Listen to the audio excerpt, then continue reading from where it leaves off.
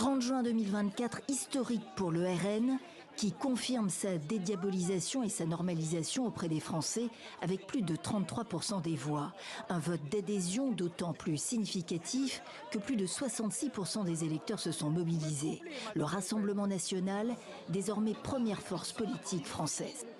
Mes chers compatriotes, la démocratie a parlé et les Français ont placé le Rassemblement national et ses alliés en tête et ont pratiquement effacé le bloc macroniste. Une revanche pour la fille du fondateur du parti d'extrême droite, Marine Le Pen, battue à la présidentielle, élue dimanche dans le nord de la France. Une majorité absolue, c'est ce qu'il faut, dit-elle, pour que Jordan Bardella ait les mains libres pour gouverner. J'entends être un Premier ministre de cohabitation, respectueux de la Constitution et de la fonction du président de la République, mais intransigeant sur la politique que nous mettrons en œuvre au service de la France et au service des Français. Amplifier la dynamique, c'est le mot d'ordre du RN qui vise donc la majorité absolue à l'Assemblée nationale qu'elle n'a pas à l'issue du premier tour. Le parti espère drainer vers lui plus de dissidents de la droite historique.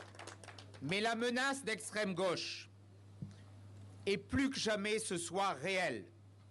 Cap désormais fixé sur le deuxième tour dimanche 7 juillet. Tandis que les électeurs de gauche encaissent la défaite, la coalition de gauche, elle, se mobilise.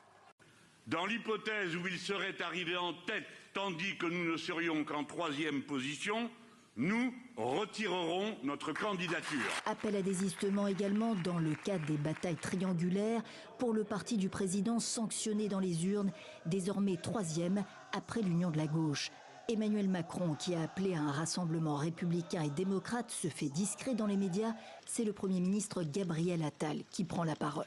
Notre objectif est clair. Empêcher le Rassemblement national d'avoir une majorité absolue au second tour, de dominer l'Assemblée nationale et donc de gouverner le pays avec le projet funeste qui est le sien. Consigne de vote entendue, la ministre Sabrina Agresti-Roubache, arrivée troisième à Marseille, se désiste pour faire barrage au Rassemblement national.